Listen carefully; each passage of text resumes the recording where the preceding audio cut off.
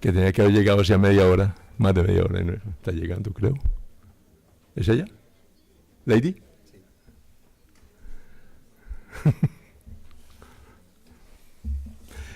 Bueno, bienvenidos todos a la Universidad ICESI. Para mí es muy satisfactorio estar en la apertura de este 6º Congreso de la Red. El tema es un tema que nos interesa muchísimo en la universidad, y el hecho de que esta red se consolide, crezca y esté ya celebrando un 6º Congreso Nacional, pues es muy buena señal de que se está avanzando en Colombia en este tema complejo de la enseñanza de la ética. Voy a contarles una mini biografía mía de cómo me relaciono yo con el tema y por qué siento tan estrechamente o tan intensamente la importancia del tema que ustedes van a tratar. Yo he sido muy afortunado en mi vida profesional, o mejor dicho, en mis 2 vidas profesionales, porque tengo 2 vidas profesionales. Trabajé más de 25 años en Carvajal, que una organización que se caracterizó en mi experiencia como una empresa con un muy valioso ambiente moral. Tuve la suerte de navegar esos 25 años en ese ambiente rico moralmente, pero siempre me gusta señalar, jamás hablábamos de ética, jamás hablábamos de ética empresarial. Esos términos en esa época no se usaban. Eso de los valores tampoco se usaba en la época, pero Carvajal tenía así unos principios de la organización que eran un documento que todos nos leíamos y todos vivíamos. Tenía una política de trato que incluía temas disciplinarios, realmente un manual de ética del trato interpersonal valioso. En fin, había muchos elementos, y la cultura definitivamente era una cultura ética que yo afortunadamente digo, porque yo venía de mi vida universitaria. Yo soy ingeniero, además de formación, de manera que pueden imaginarse cómo llega uno ingeniero a una empresa y cómo depende de ese clima y ese ambiente de la empresa para su desarrollo moral. Después de esa vida profesional que fue muy rica y moralmente valiosa, vine a parar a la universidad, que en esa época era una escuela de negocios, estilo CESA, para los que vienen de Bogotá o conocen el CESA. Eso era ICESI hace ya más de 20 años cuando llegué acá, donde empecé mi segunda vida profesional. Y llevaba aquí un par de años cuando tuve la fortuna de que Lelio Fernández, un filósofo que habíamos vinculado a ICESI para que nos ayudara a implementar toda la parte de las humanidades, moral y más integral en un currículo, en un plan de estudios que era muy profesional, en administración fundamentalmente en esa época, me invitó a dictar con él un curso de ética empresarial. Lelio tenía su formación pues como filósofo, y tenía una formación fuertísima en ética. Yo le dije, pero Lelio, yo de eso no sé absolutamente nada. Me dijo, es que yo de negocios tampoco sé absolutamente nada. Entonces lo que hicimos fue, usando una expresión del toreo antiguo, hacer el curso al limón, decían los toreros. Cuando entre 2 toreros se enfrentaban al toro, lo llamaban torear a la limón. Y nosotros lo que hicimos fue dictar un curso de ética empresarial a la limón. Entonces yo era el empresario y él era el filósofo, el experto en ética en ese curso. Y ahí empezó mi aprendizaje, que duró con Lelio muchos años, y después con Jerónimo Botero, que quedó acá, que lo reemplazó, también filósofo, también muy fuerte en temas éticos. Y ahí, pegado con ellos, dictando cursos de ética empresarial, fue que comencé a leer y aprender desde los griegos y Aristóteles y Platón, a Sócrates obviamente, y luego los más recientes como Kant o como Smith, y después ahí fue donde aprendí, yo soy ingeniero, repito, y aprendí de Jerónimo a leer a Hume y a entender cómo eso de los sentimientos eran los que manejaban la razón que para mí era tan importante y tan fuerte. En fin, fue un aprendizaje riquísimo, Y tal vez uno de los aprendizajes más importantes allí fue, no me acuerdo dónde leí la frase, pero para mí fue iluminante la apropiación de la frase para el tema. Es una frase de una de estas obras de Montaigne que se llama El burgués gentilhombre, donde el personaje descubre que toda la vida ha hablado en prosa. Y yo descubrí en mis cursos de ética empresarial que toda la vida había estado tomando decisiones éticas, pero pasando por encima, con la fortuna de haber vivido en un buen ambiente moral, pero sin la reflexión y sin la comprensión de que estaba tomando decisiones éticas.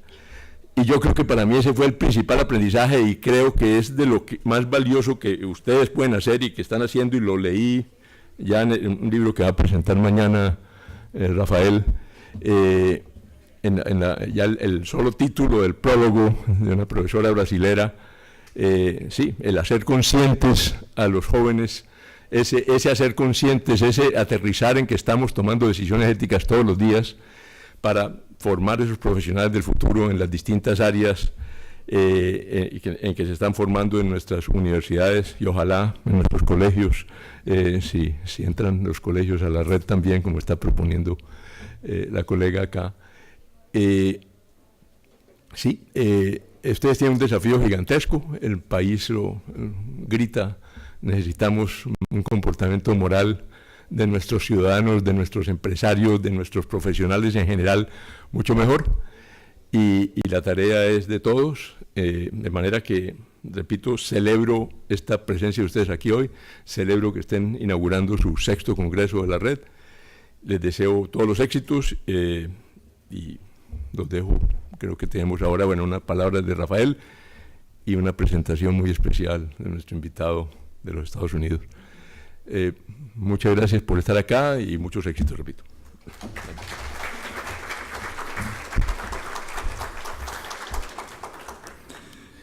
Invitamos a Rafael Silva Vega, coordinador del Congreso en la ciudad de Cali, y a Wilson Herrera, coordinador de la red, para que nos den las palabras de bienvenida. Bueno, muy buenos días a todas y todos. En nombre de la Red para la Enseñanza de la Ética, en nombre de la Universidad ICESI, la Universidad Autónoma de la Universidad Unicatólica y el Centro de Ética y Democracia de la Universidad ICESI, les damos la más cordial bienvenida a todos y todas a este 6º Congreso de Enseñanza de la Ética, que está enfocado en la reflexión sobre la ética de lo público, la educación y el territorio. Una cordial bienvenida al profesor Dale, estamos muy complacidos de su visita a la Universidad ICESI, a el 6º Congreso que nos acompaña. Una bienvenida a todos los compañeros de la red que han trabajado arduamente para que este 6º Congreso se lleve a cabo. Es el 6º, es una actividad muy importante. A los estudiantes, profesores y colegas de otras universidades que nos acompañan, muy complacidos de tenerlos aquí.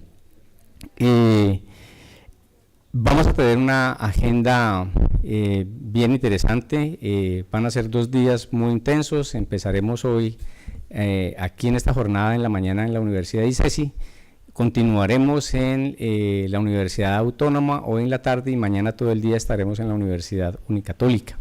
Así que muchas gracias a todos por su asistencia, estamos muy complacidos de su presencia y le damos la bienvenida a Wilson para que se dirija a ustedes en unas cortas palabras y darle paso al profesor Dale.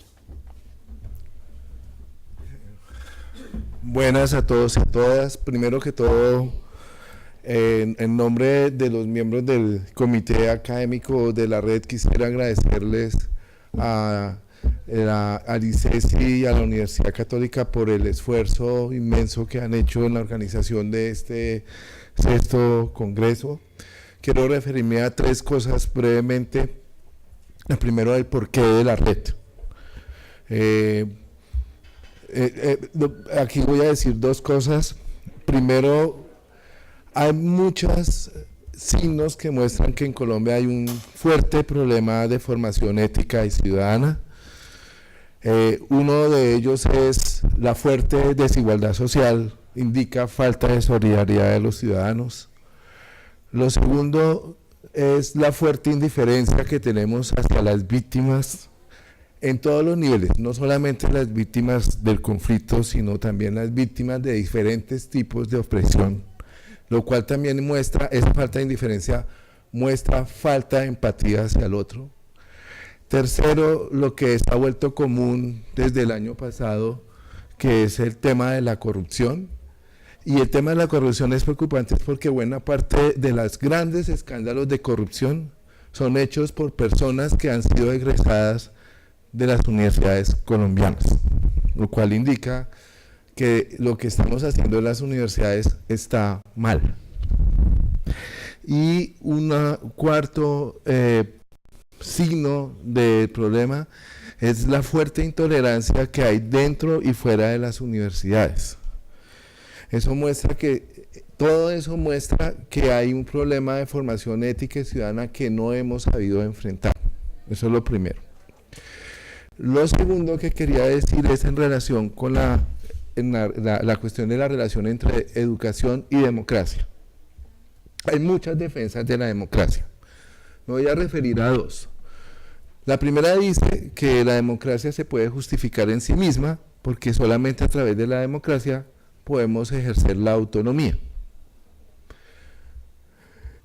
El problema de este tipo de defensas es que a veces las mayorías avasallan a las minorías y más bien lesionan la autonomía de las minorías. Hay una segunda justificación que es más instrumental, y es que la democracia nos permite vivir mejor. Y hay un viejo que sustenta esta tesis, y es en Aristóteles, cuando dice en la política, dos deciden mejor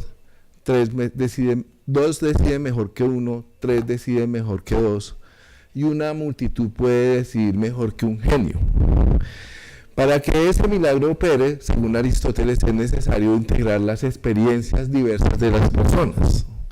Y en principio, la democracia sería una forma de integrar esas experiencias. Para que la democracia efectivamente logre decidir mejor, se requiere que los ciudadanos aprendan a decidir bien. Y hay un viejo teorema de un señor Cournot, de pronto algunos de ustedes lo conocen, que muestran que si la gente en promedio decide mal, las decisiones de la democracia son catastróficas. Y un argumento como estos le sirve a uno para cuestionarse qué está pasando con la democracia. La democracia, los sistemas democráticos están tomando muy malas elecciones. Los ciudadanos están eligiendo mal. Y de alguna manera eligen mal porque no están bien formados. Entonces, es como para que la democracia funcione bien, hay un fuerte reto de la formación ética y ciudadana de un país. Ahora, ¿cuál es el problema de la formación ética y ciudadana? Que no es un asunto de una sola institución, la institución educativa, o de un solo actor, los profesores, sino que es una función de todos, es un esfuerzo cooperativo. Y este tipo de acción colectiva es muy difícil de llevar a cabo. No es fácil, y menos en Colombia, donde no sabemos trabajar en equipo. Entonces eso nos pone un reto muy grande en formación ciudadana, porque es como coordinar diferentes agentes para poder formar mejores ciudadanos. Además de que dejo el problema del lado bastante duro que vamos a discutir, qué significa qué significa ser mejor ciudadano. Y esto me lleva a lo tercero. En parte esta iniciativa de la red se dio con esa perspectiva. Hay un serio problema y es necesario dialogar en torno a cómo estamos enseñando la ética. Y este congreso se inició precisamente porque varios de los que estamos aquí teníamos que en nuestras maestrías formar docentes de colegios. ¿Cómo estaban esos docentes haciendo sus prácticas pedagógicas en la formación ética y ciudadana? Eso fue lo que originó la red. Y la red, ya llevamos desde el 2013 para acá trabajando juntos, ha sido un espacio para poder ver esas experiencias. Y este Congreso nos ha servido a nosotros como un laboratorio para ver lo que se está haciendo en las instituciones educativas. Entonces, para la red, este es su espacio fundamental, porque es a través de ese espacio en el cual nosotros estamos compartiendo nuestras experiencias. Entonces les damos las gracias por estar aquí. Esperamos poder aprender de ustedes, y a los que no son miembros de la red están cordialmente invitados para ser miembros de la red. De hecho, precisamente porque nuestro propósito es integrar experiencias, las exigencias de pertenencia a la red son bajas comparados con otras asociaciones científicas. Porque lo que nos interesa a nosotros es ver qué está pasando en los distintos ámbitos de la sociedad con respecto a la formación ética y ciudadana. Entonces, muchísimas gracias por estar de nuevo aquí, y esperamos que estos 2 días podamos aprender muchos mutuamente. Muchas gracias.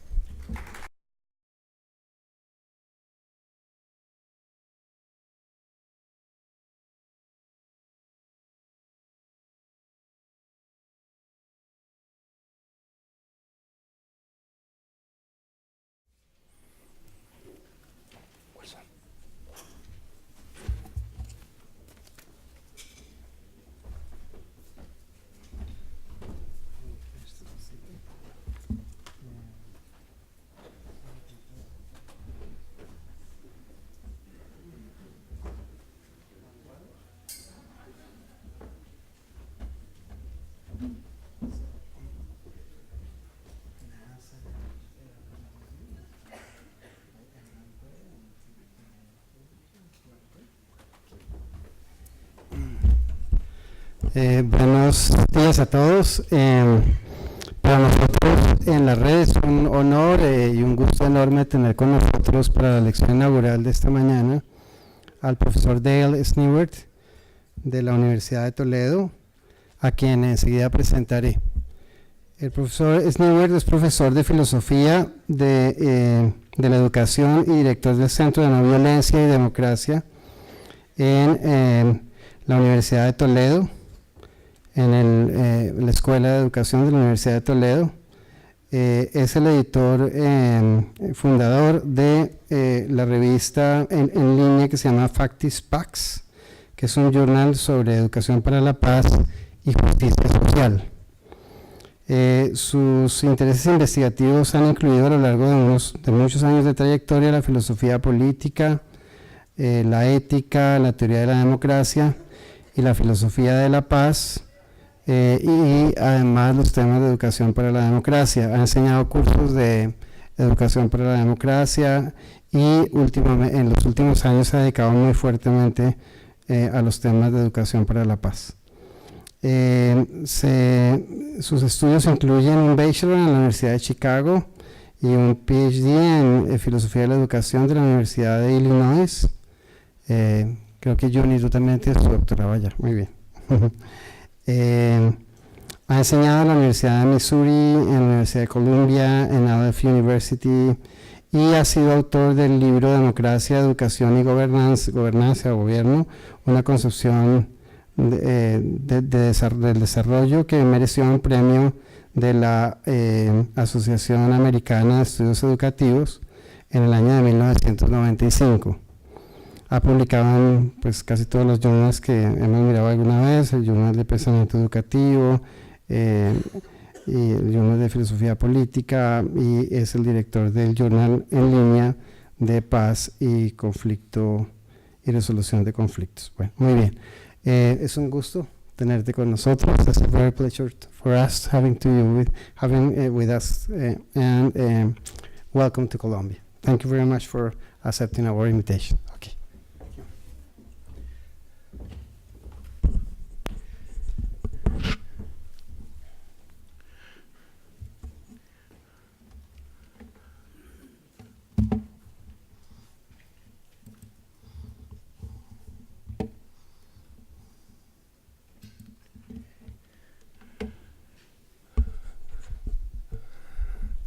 Muchas gracias, Eduardo.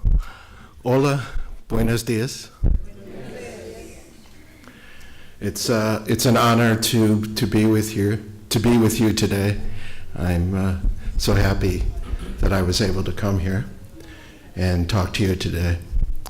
I'd like to talk about moral theory, both ethics and moral philosophy as it relates to peace education, which I see a strong connection between peace education and democratic education, and as we'll see.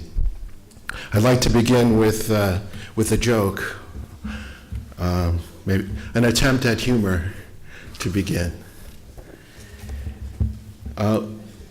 One night, the fictional president of the United States wakes up in the middle of the night with a revelation, what he thinks is a brilliant idea. And that idea is we should send men to the sun. We should send a spacecraft to the sun. And he's very excited. He's so excited he calls up the head of NASA right away to express his idea and to see if it's possible. And the director of NASA replies, well, Mr. President, I'm very happy that you're interested in space travel and what we do at NASA. It's really great.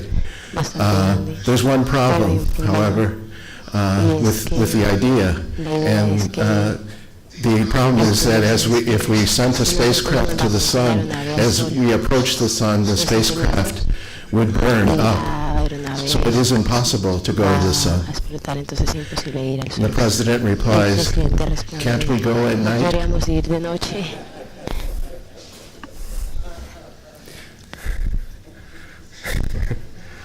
A fictional president.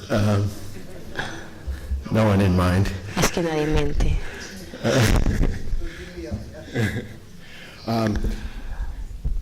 What makes it funny is about there's a serious point, I think, about the joke, and that point has to do with perspective and position, as well as validity.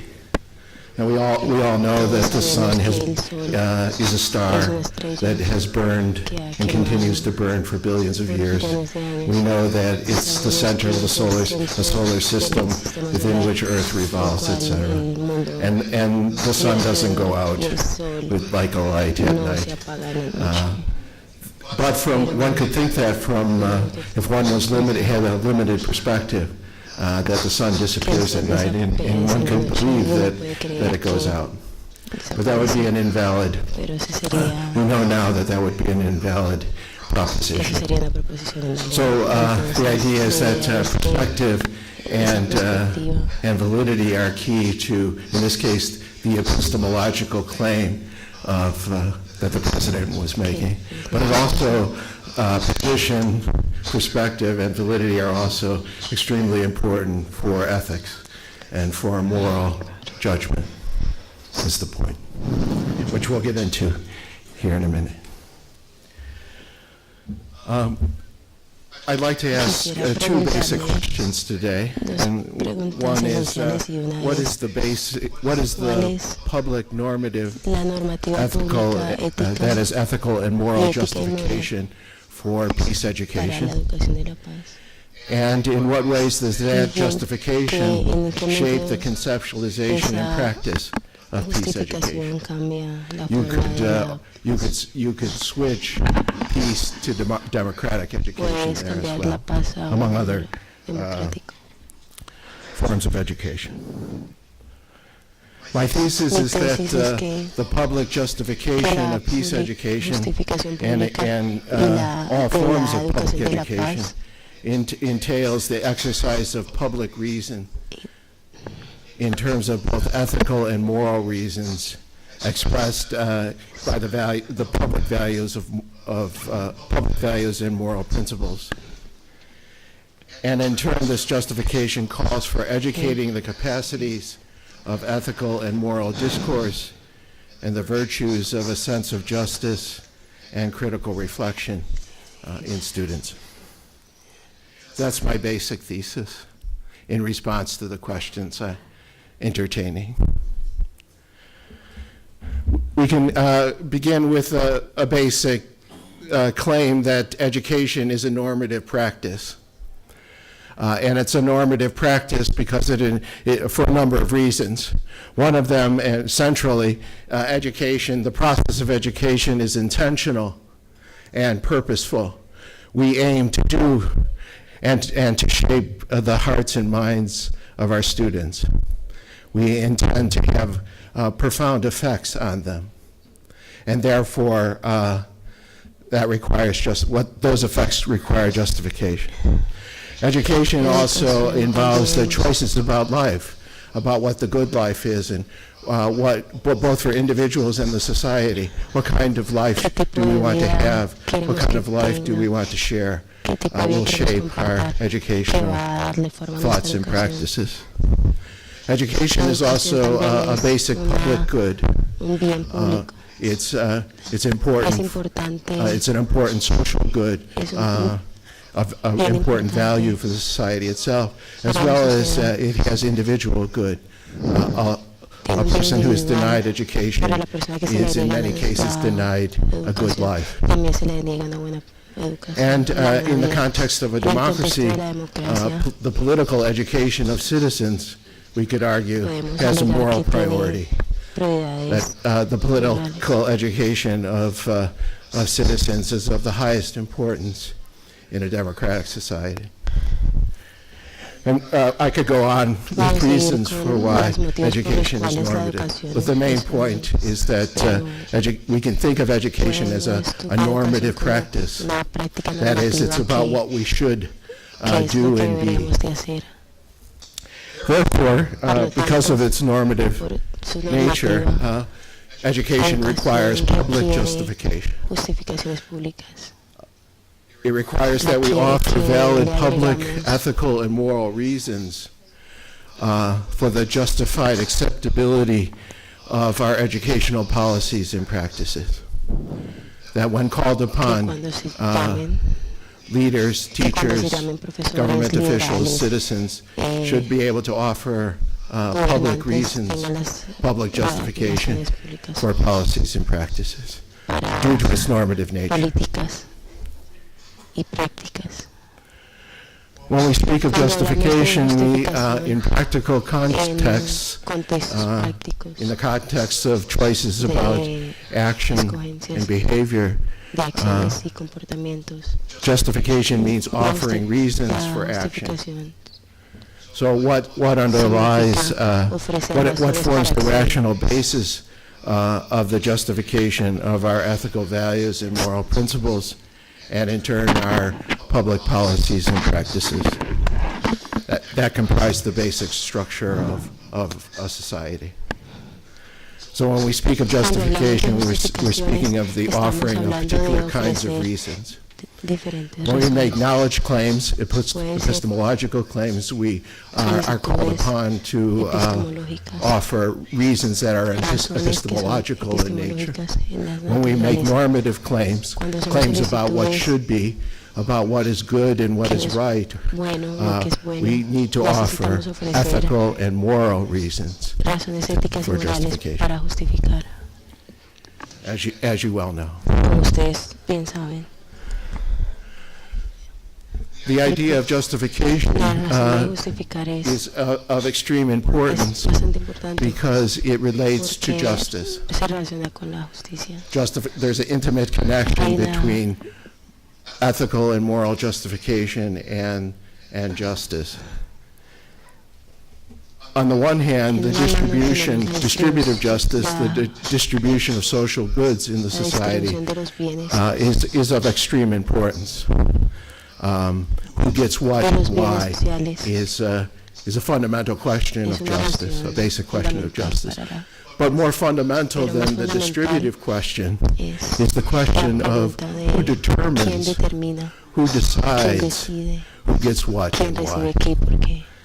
That justificatory power is the first question of justice. And here I'm influenced by the German philosopher, contemporary German philosopher, Rainer Forst, who's the fourth generation Frankfurt School philosopher, successor of Jürgen Habermas. who's made this important point very clearly. That the first question of justice is not about distribution, but it's about power, and particularly the power to decide the distribution. And this is what he calls fundamental justice. And that fundamental justice as justificatory power stands in opposition to arbitrary rule or domination. And in many cases, governments will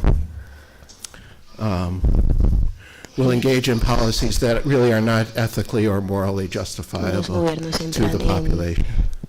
And when that occurs, then we have a case of arbitrary rule, of unjustified rule. And that's very common across the world. We could call it corruption.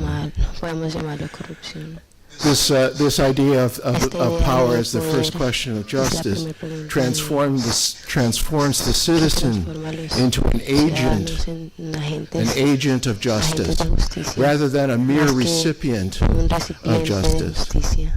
I think that's a very important point, that distributive conceptions of justice treat individual citizens as receivers only, and not active agents in the pursuit of justice. But if we locate power as the first question of justice, then we can understand citizens as the agents of justice, giving them moral agency. And this suggests that a fundamental value of self-determination, the authority to decide, and therefore democracy as the practice of justice, as a discursively justified form of rule in the ideal sense. This also suggests that we need to have, citizens need the capacity to critique relations of justification, in the sense that often there are ideological formations that are unjustifiable, that from a ethical and moral point of view, but are used politically to justify certain policies that often are partial and discriminatory, etc.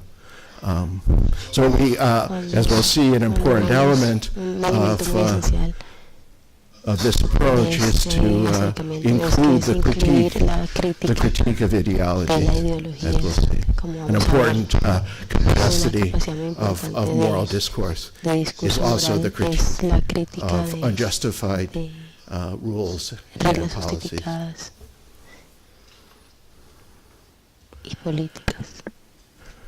From the perspective of power as the first question of justice, inherent in that idea is what Forrest refers to as a basic right to justification. And that leads to the establishment of a basic structure of justification. The argument here is that the most fundamental human right is the right of justification, the right to be offered reasons for policies and practices that affect you. To deny you justification is to treat you either as an object or to treat you as someone who is invisible, who, as Martin Luther King once called a nobody. To be treated as a nobody is the worst kind of offense. To be invisible in one society is a profound act of dehumanization and is profoundly unjust. And that speaks to the a basic right to justification. And as is the case for all rights, there's also then a duty to others to provide justification to others, in particular government officials. Therefore, we, from this perspective, we need institutional rules and procedures that safeguard and enact the right to justification. Our institutions need to be organized in a way that honors each citizen's right to justification.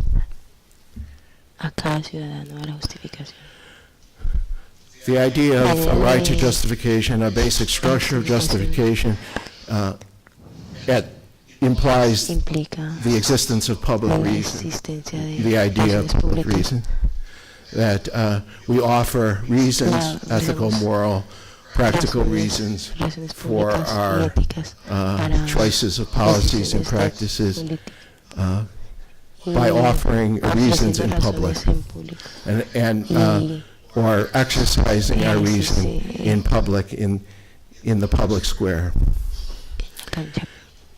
That leads, because justification needs to be public, we have to ask what kinds of reasons would count as public reasons. What makes a reason a public reason? That is, what reasons would be acceptable to other reasonable citizens who have different, what John Rawls calls comprehensive doctrines. In most societies, we find a plurality of different philosophies, religious beliefs, metaphysical beliefs, ethical and moral beliefs, etc. There's no agreement per se, usually, about the truth of ethical and moral claims. And therefore, moral truth, as such, cannot be the basis of shared public reasons, because they cannot. What we need in terms of public reason is a mutually recognized point of view, a shared point of view, a shared set of values and principles that we can appeal to, that are commonly understood and accepted by the population. Otherwise, we're talking past each other. We need some kind of common framework of discourse in order to engage in public deliberation and public reason is the idea. And so we, from a normative point of view, we would seek values and principles that can constitute public reasons that are commonly shared.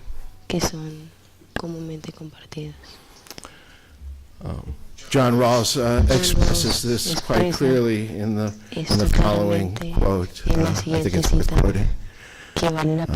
He writes, public reason aims for public justification. We appeal to political conceptions of justice and to a certain evidence and facts open to public view in order to reach conclusions about which we think are the most reasonable and political institutions and practices. Public justification is not simply valid reasoning, but argument addressed to others.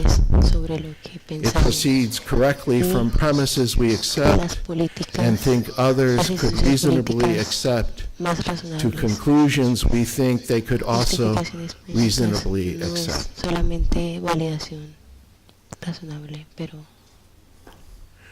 Within this general notion of public reason, there are two kinds of discourses that are important to distinguish. One is an ethical discourse, and the other is a moral discourse. So this is a distinction made by Rawls, by Habermas, by Forst, among others, that we should think in terms of two categories, normative categories, one ethical and one moral. The ethical refers to values. The moral refers to norms and principles. Both are discursive. They involve the exercise of public deliberation and public reason. But they are, we can understand them as distinct, and I'll explain. Ethical justification refers to considerations of the coherence between our public policies and our values, or the goods we hold, as fundamentally important. And those values define the collective self-understanding and identity of the social group we're a member of, either cultural, national, international, global. And ethical justification refers to such questions as, well, what end should we pursue? What constitutes a good life? Does the choice of particular policy realize our values, our self-understanding of who we are and what we want to be? So ethical justification in discourse refers to values about who we are, and who we want to be, what we find is good. And these values tend to be context specific and tend to be pluralistic in their nature. There's a pluralism of values in most societies. Although there's a possibility of shared political values that are freestanding, that is, that are not dependent upon any particular religious or metaphysical point of view, that are political in nature. And these values can be found in the background political culture of the society. So that's ethical justification in a nutshell, pertaining to values. So we can speak of ethical values. Moral justification refers to considerations of what is right.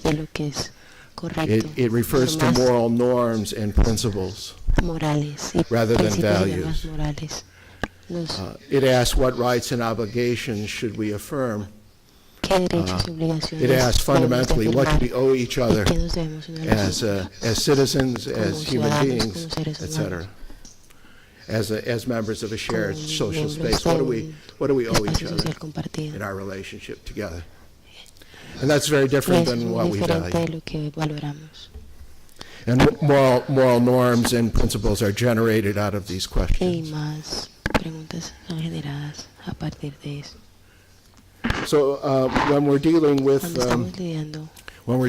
moral justification, moral norms and principles, we have to acknowledge again the existence of reasonable pluralism, that is the social fact of plurality of moral and ethical comprehensive doctrines that are grounded in some conception of metaphysical and or normative truth. So many people reasonably and legitimately hold particular moral principles that find their basis and source in particular metaphysical or religious beliefs, and believe in an independent moral order, a fundamental moral nature to the universe, to moral truth, a kind of moral realism. And that's very common in most societies, although not universal. That presents a particular problem, as Rawls and others have pointed out, for democracy under pluralistic conditions. Where do the source of our moral principles arise from, and how can they be justified if we don't agree on the moral truth? A fundamentalist Christian and a fundamentalist Muslim will never agree about the fundamental truth that they hold. They have very different perspectives. Or a Buddhist and a Hindu, although have similarities, might have fundamental disagreements about the nature of the universe and therefore about moral principles. An agreement across those different comprehensive doctrines is highly unlikely. So in a democratic society where we have a pluralism of these ideas and these truths without a common agreement about a truth, what can be the source of common moral principles? And that's a big question. Also, if we can't assume a metaphysical basis to our moral principles, then on what basis can they be justified? One answer is the idea of moral constructivism. This gets into the weeds a little bit. But moral constructivism is a methodology of moral justification that is procedural in nature, that claims that the validity of moral norms is justified by a procedure of construction. First off, and then once we have justifiable moral norms, then we can apply them as justification, as justifying reasons for our choices and actions. The method of moral constructivism refers to a process of justification of norms through a procedure of deliberation that is structured and defined in terms of fairness, such that the fair conditions of agreement between the parties, to quote Rawls, represent what citizens would adopt in a situation that is fair between them. The moral legitimacy and the force of the deliberation, of the agreement that comes out of the deliberation, the mutual agreement, is transferred from the normative validity of the elements of fairness to the outcome. So in other words, if we came together as a group, and if we were, our task was to mutually agree on what our moral norms and principles would be, if we could come to an agreement, the agreement would be justifiable if that agreement was constructed, agreed to under certain conditions, in particular the conditions of fairness. If the conditions of our agreement are fair, then the outcome of our agreement is morally justified, is the basic idea. As Rawls suggested, the fairness of the circumstances under which agreement is reached transfers to the principles of justice agreed to. What is just is defined by the outcome of the procedure itself. This is what he called justice as fairness. And this is a democratic kind of justification of moral principles. So what is right is that which we agree to under fair conditions. And the fair conditions are defined in terms of reciprocity. That is, there's fair mutual agreement that no one has reason to reject the proposal, that everyone is included, all are included, everyone who's affected by the norm will have an equal voice in the deliberation, and that the deliberation will be impartial. It'll be free of bias and exclusive self-interest. So reciprocity, generality, impartiality define what fairness is, and they set the conditions for the agreement. This is one methodology of moral justification, which I find very compelling. We could ask then what we listed reciprocity, generality, impartiality as defining fairness. On what basis are those elements of fairness justified? We could get caught in an infinite regress here. We have to stop somewhere. And one idea that Rawls put forth was that the elements of fairness are justified based upon a conception of the person as free and equal, and a conception of the person as free and equal found in democratic societies. So the conditions, the fair conditions of agreement model the nature of the person as a free and equal being. Rainer Faust argues in a more Kantian sense that fairness is based in the mutual recognition of persons as ends, the other being the humanity of the other demands unconditional respect, simply as a human being, and therefore reciprocal, general, and impartial justification. So that's so we have two kinds of normative discourse, of normative justification that pertain to public reason, ethical and moral justification. And we can now turn to those ideas provide us with a framework for thinking about education and peace education in particular. We can place education within the ethical and moral framework as described.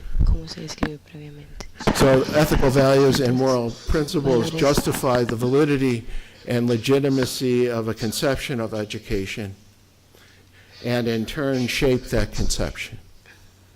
So our ethical values and our moral principles provide validity, justified validity and legitimacy to our educational choices, but they also shape, influence the nature of those choices, the nature of those practices. Peace education can be defined as an interdisciplinary field of study and learning process designed to develop the capacity of global citizens to critically understand and transform all forms of violence and the patterns of thought that justify them, as well as to envision and pursue a just and peaceful world. There are a number of primary elements. One is that is the focus of peace education. Peace education focuses on learning about the causes that give rise and sustain violence. Peace education involves the approaches to resolving and transforming violent conflict. Peace education involves the articulation and justification, the capacity to articulate and justify ethical values and moral principles that define the normative conditions of peace, which I'm exploring this morning with you.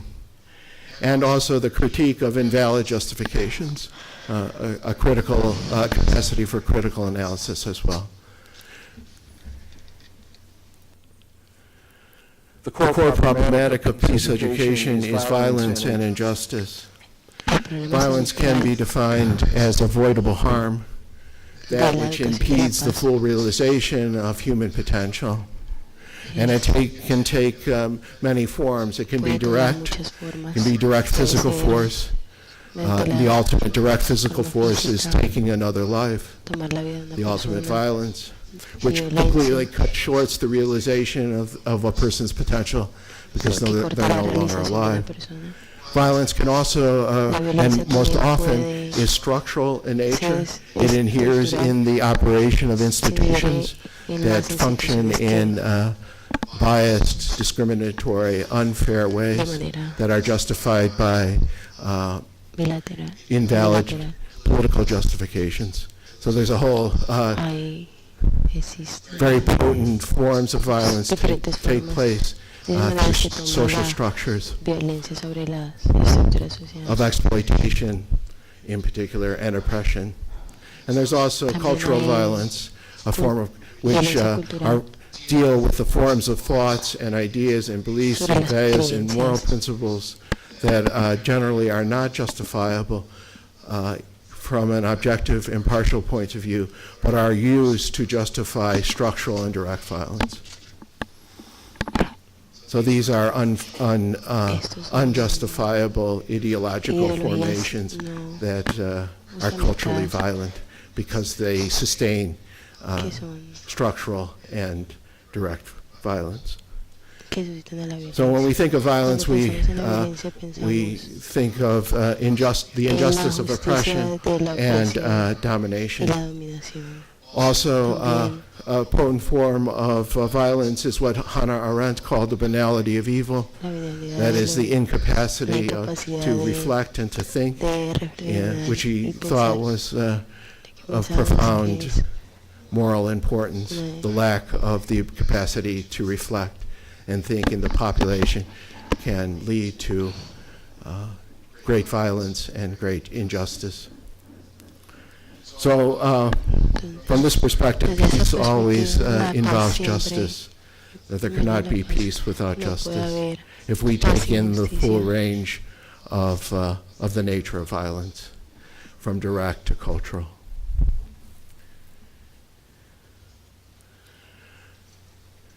in terms of a curricular and pedagogical orientation to peace education, an orientation that I have found compelling is to look at the logical structure of the discipline that one is teaching, and that the logical structure of the discipline should be the focus of the teaching of that discipline. And this idea comes from John Dewey, Jerome Bruner, an educational philosopher, Israel Scheffler, among others. And the idea is that discipline is defined by its fundamental ideas, that is, its basic principles, and its forms of thought, that is, its methods of inquiry. So a discipline is defined, a field of knowledge is defined by what its ideas are, its fundamental ideas, its fundamental questions, and also its methods of thinking and inquiry. So we could apply this general orientation to the ethics of teaching and to peace education. So one fundamental idea from the perspective that I have tried to articulate today is that public reason and the right to justification form an ethical and moral framework of peace education. And this is from a normative perspective. That's a fundamental idea that can shape the teaching of peace education and democratic education. And this would therefore focus the educational process on the development of the capacity in students for moral justification and the critique of invalid moral justifications. So engaging students in both processes of moral justification and also having them critique each other's and others' invalid justifications. Also, in the same sense, the development of the capacity for ethical justification to critically reflect on our values, on their individual values and the social values that they are surrounded by in their society. It also would pertain to the cultivation of the duty of civility or a sense of justice. That is, development of a sense of obligation to take into consideration the interests of others and to provide justificatory reasons for one's actions towards others. Essential method of inquiry from the perspective I laid out. That is, in classrooms and in schools, we would engage students with real ethical and moral questions pertaining to peace and justice through discourses of ethical and moral justification. We would also engage fairly in problem posing and critical analysis to interrogate potentially invalid justifications and ideologies in their society. A pedagogy of reflective inquiry would be essentially dialogical. The classroom would be a place of dialogue, also a place of inquiry. The pedagogy would be inquiry-based. We would engage with students in real questions that face them in their society and to probe them as deeply as possible. Engaging in continual reflection. From this perspective, reflective experience is a fundamental part of the educational process. This is very Deweyan and also Freirean that we learn and develop our capacities for thought and action through reflective experience. Not merely experience, but reflection on experience.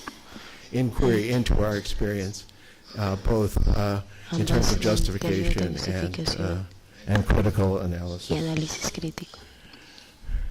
So to conclude, there is, I believe, a significant convergence of peace education with the democratic education of citizens. And that such an education would focus on the development of the capacity for the exercise of public reason.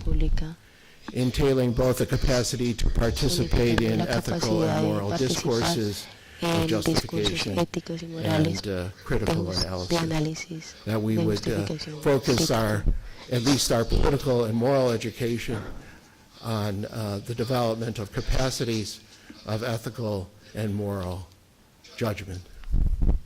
And the goal would be efficacy, the objetivo ethical, sería moral, and political efficacy la of eficacia citizens. de Thank you. la política moral, ética de los ciudadanos.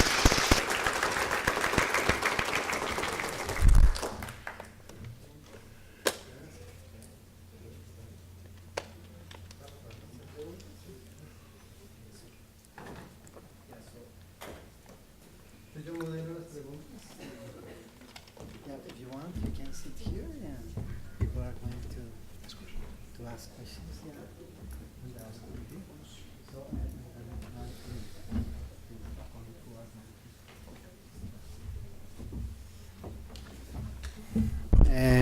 Bueno, vamos a abrir entonces la sesión de diálogo con el auditorio. Quienes quieran hacer comentarios o preguntas al profesor Bale, tienen la palabra, levantan la mano y yo los voy organizando. Andrés. Ya. Aquí, ¿quién nos ayuda con el micrófono? Listo.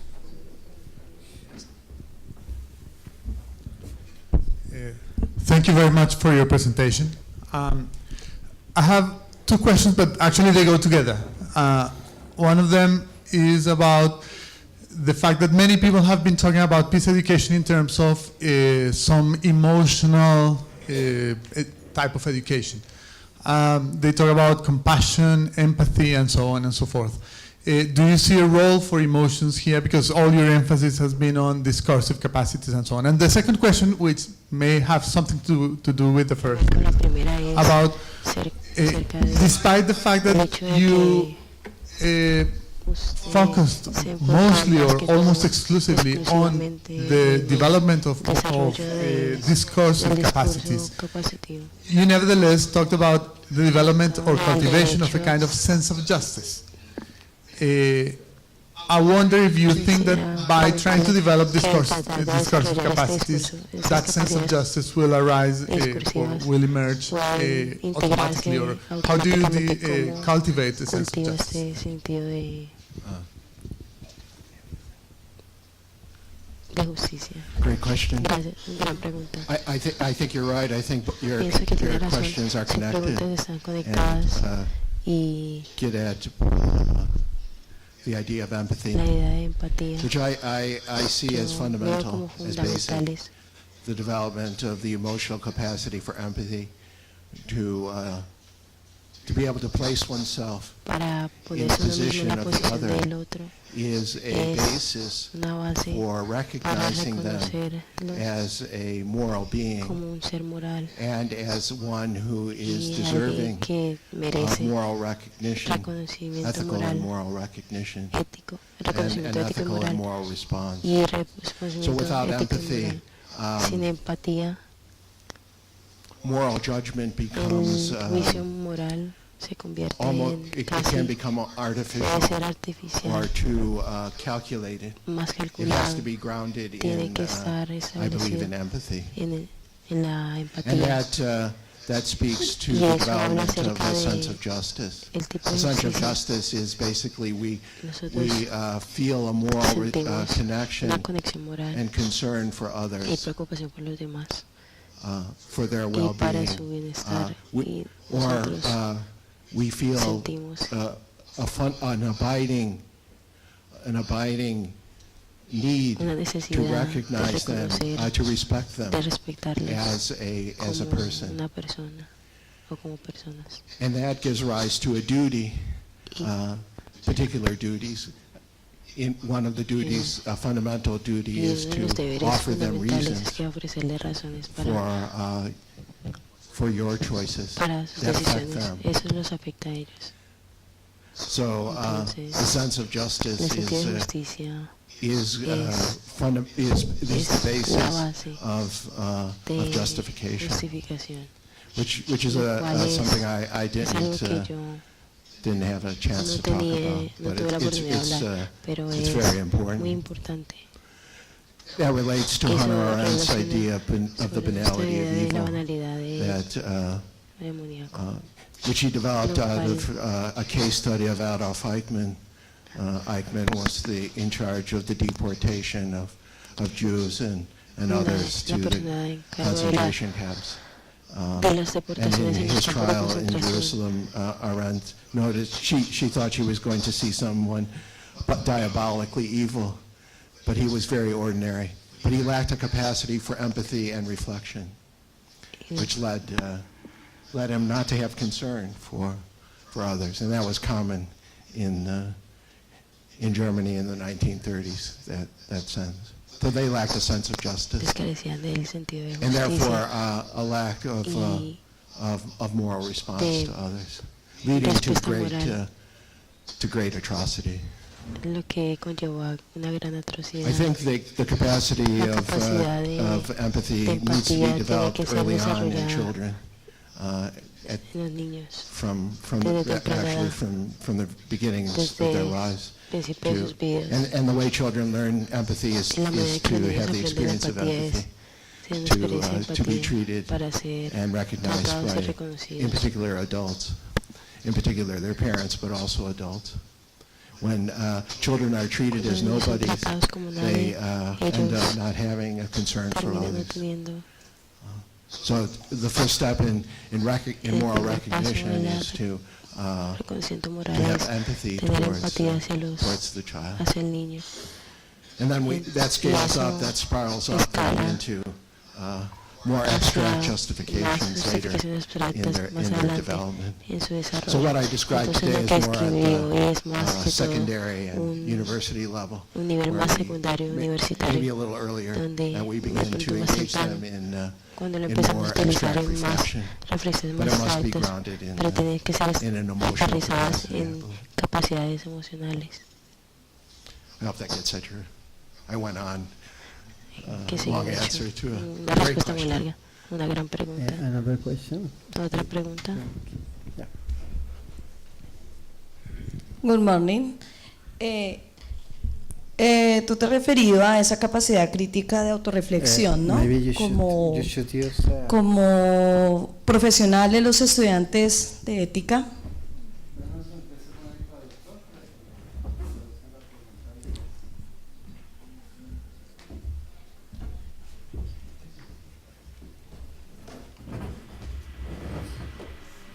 el traductor le traduce del español. Ok. Ok. Very well. Okay. Tú te has referido a esa capacidad de autorreflexión crítica que debemos tener todos los profesionales de contaduría. Pero, digamos, si yo analizo los planes de estudio, ética solamente se está dando desde séptimo, octavo o noveno semestre. ¿Cómo generar esa capacidad de autocrítica solamente viéndolo en los últimos semestres? Por eso vemos tantas situaciones de corrupción en los profesionales de la contaduría. ¿Cómo generamos que desde la educación, desde los ministerios, se genere realmente un bagaje, digamos, transversal desde primeros semestres? Y yo diría que se tendría que tener también desde la educación media.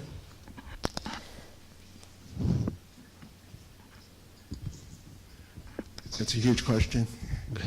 I don't know how to eliminate corruption, unfortunately. I wish I did. I wish I had the answer to.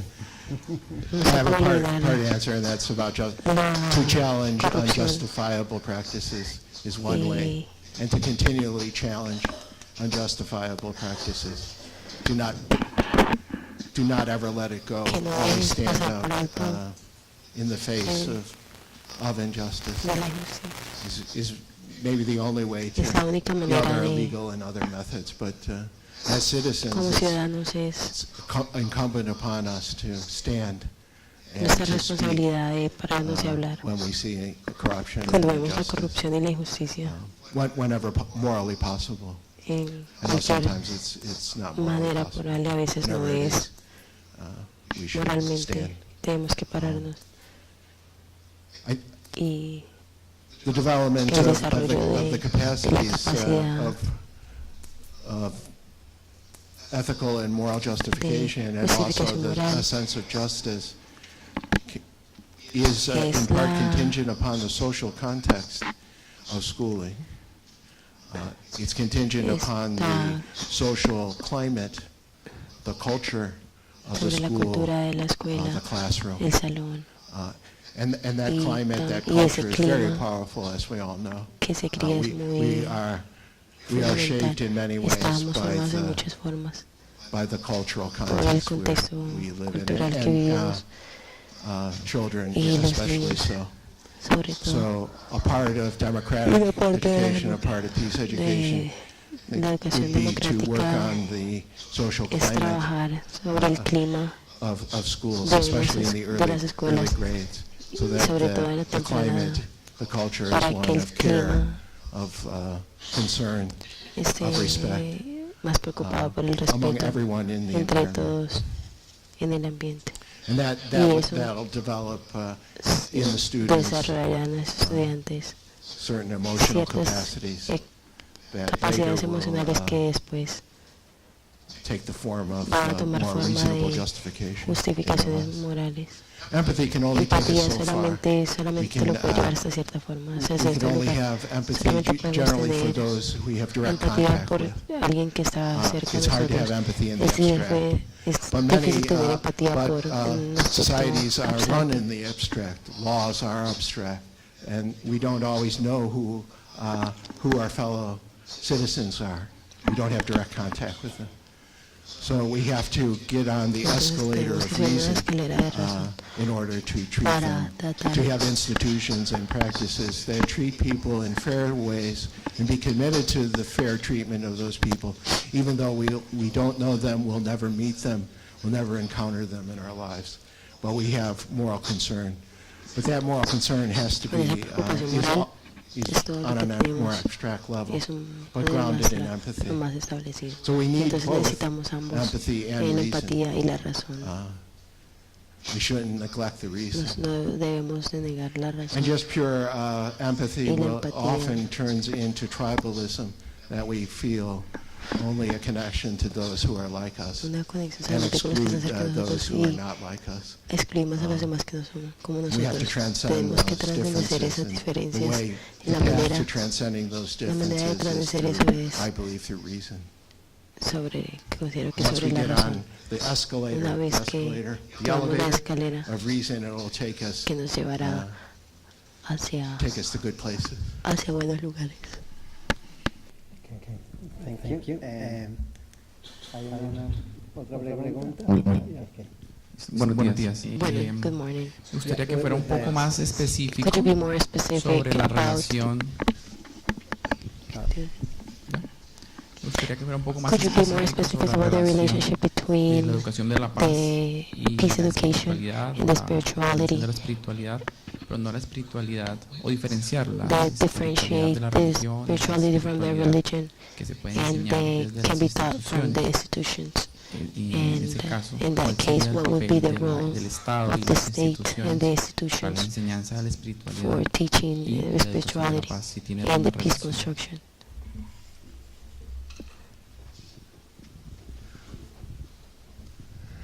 I think there is Yo considero que there's an important place hay for un lugar spirituality importante para la in peace espiritualidad, education, la educación de la but paz, in a more of a universalist point of pero view. desde un punto más universal. I think we Considero need to be neutral que towards tenemos que ser religion neutral en cuanto a la in religión, public educational en educación settings. pública, en And the establecimientos practice de of peace educación pública. education should be respectful to Y la all educación de la religions, paz tiene que ser but should respetar not promote todas any particular las religion. religiones, However, sin promover una en because, particular, porque peace is la and paz, peace education la are not educación de only la paz no about solamente es acerca de transforming transformar the la structures of estructura de la society, sociedad, improving society, and that's its mejorar main la goal. sociedad. But Pero peace education is la educación de la also and paz también es fundamentally about fundamental the sobre la transformation of transformación consciousness de la conciencia of people's being, del ser students' being in the del world. estudiante. And that to me Y eso is para mí es fundamentalmente, has a spiritual tiene quality una to it. calidad espiritual. That we're dealing with Estamos not lidiando just no the mind, solamente but con la the mente, whole being pero todo el ser of the del student in peace estudiante education. en la educación de la paz. And that would include Y eso their, incluye, for entre lack of a comillas, better por word, carencia de un mejor spiritual mundo. well-being. I don't know, that's No not a very sé, good una answer buena to your question. respuesta para su pregunta. Yes, yes. Sí lo es. Okay. Hay derecho para una última pregunta, pues por el tiempo salimos en 5 minutos de la sesión. One more question. Just take advantage. Oh my God. One more point about Un punto más acerca de la espiritualidad. In order to, Para- I believe, in order to be able to morally respond Para moralmente responder el to mundo others, a los demás, we have to be present. necesitamos We have to be fully, and the Tenemos more que present estar we are in the moment, procesado. in relationship to them, the more we can respond. mejor podemos If we're not present, if Si we're no estamos distracted, presentes, off, not awake, si no estamos despiertos, we won't be able to no morally recognize podemos and moralmente respond to others. reconocer So the cultivation y of reaccionar, presence, of being present, of being de estar- mindful and wide awake estar despiertos, is a fundamental un requirement of requisito moral moral response. de la respuesta Henry moral. David Y Thoreau, Henry the David, American so, 19th century en el siglo philosopher, once described del siglo morality XIX en as the Estados Unidos effort como el to throw esfuerzo off de- sleep. de effort de to throw tirar off el sleep. sueño. And he was Y suggesting entonces estaba that sugiriendo que to be a moral para agent ser in un the agente world, moral en el one mundo, has to be uno awake. tiene que estar despierto. And the more fully Y awake one entonces is, entre the más more present despiertos estén, más one presentes is, esté, the more más responsive one más can be. responsivo And va a ser. presence is Y la presencia es fundamentally fundamental. spiritual in my view. It's a quality of being mindful, Es una calidad de being in the estar present moment. en el momento presencial. Sí, profesor Day, muchas gracias. Thank you very much. Una pregunta en relación con su intervención. Comienza otra vez, por favor. Sí, en su Another question intervención, in además de la intervention. teoría rolsiana de la justicia, usted You menciona mentioned también el also trabajo the- del profesor the Johan work of Galton, quien en John la Galton, década de who los in the 50 1950s hace una made a distinción de distinction la between violencia the violence para to aproximarse a approximate la to cuestión the de la matter of educación para la paz. education for peace. Usted Peace mencionaba, education. You por mentioned, ejemplo, for example, esa that clasificación classification of entre la between violencia structural la violence cultural and the cultural y la and violencia the directa. direct. Entonces me So gustaría I would pronto like to ask you, que nos perhaps you ampliara un could poco más en expand su your apreciación appreciation or your sobre esos observation retos de una about those educación para challenges la about paz that peace en un contexto como el education colombiano, in the Colombian context atravesado por formas de that has violencia been perpetrated by violence, directa, estructural, cultural, pero sobre todo por un conflicto armado de muchas décadas que por supuesto vulnera en especial esa construcción de la ciudadanía. Es decir, son problemas muy complejos en donde el problema de la educación para la paz en particular debe abordarse también de esta manera compleja. a complete manner and bigger Su manner. apreciación sobre los retos de esa About the educación para challenges la of that paz peace education en un contexto como el colombiano in the Colombian context, y frente a estas décadas de and about violencia those decades of de todo violence nivel, digamos. of all levels.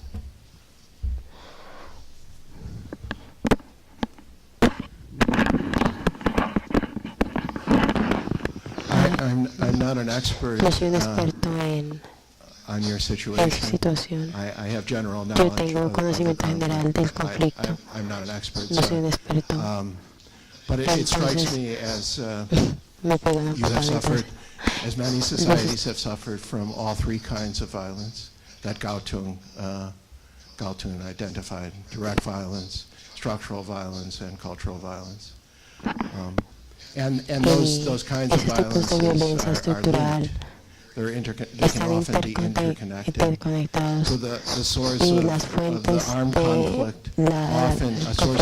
conflict often is structural violence, the existence of social injustice, economic injustice, and political injustice that groups are fighting against. Cuando se generan las injusticias de todo tipo.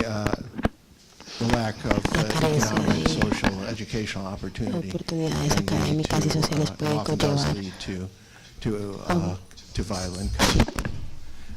And the perpetuation of that structural violence, the injustice over generations, is grounded in society's particular unjustifiable beliefs about the distribution of social goods that in part need to be challenged and critiqued. I think just as an observer, I think your society has made incredible progress. Un progreso increíble. And that's obvious. Y es obvio. But there are challenges that of course remain.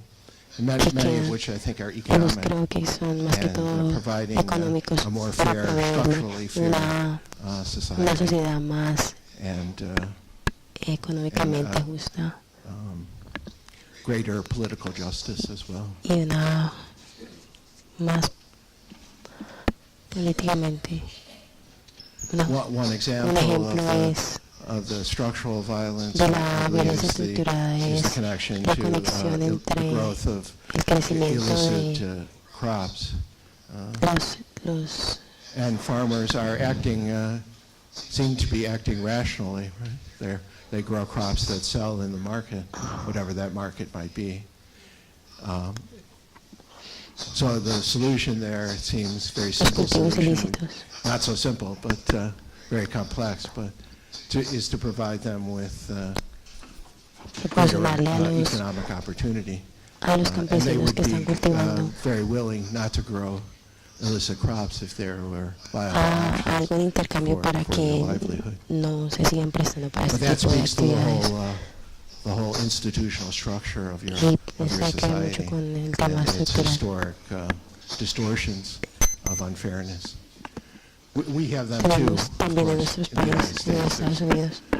There's considerable structural violence in the United States, considerable social injustice for generations around race, en particular. But also Pero economically, we have económicamente profunda economic inequality. We're becoming one of the most unequal countries Estamos convirtiendo en un país más between the rich and the poor. con una inequidad económica sustancialmente grande. Okay, Dale. Okay, we have to Tenemos que cerrar la sesión de preguntas y respuestas. Gracias por su conferencia. Muchas gracias a todos. Hora del cafecito. Muchas gracias. 15 minutos. Con información aquí de los organizadores.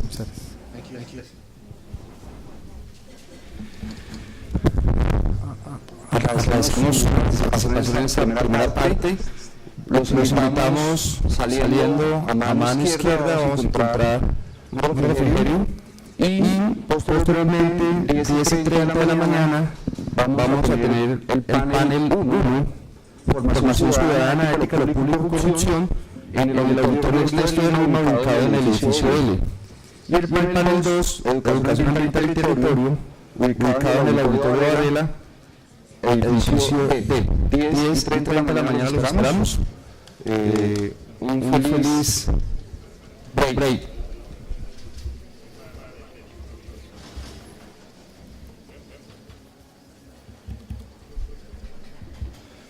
Les recordamos la jornada de la tarde se va a llevar a cabo a partir de las 2 de la tarde en la Universidad Autónoma de Occidente.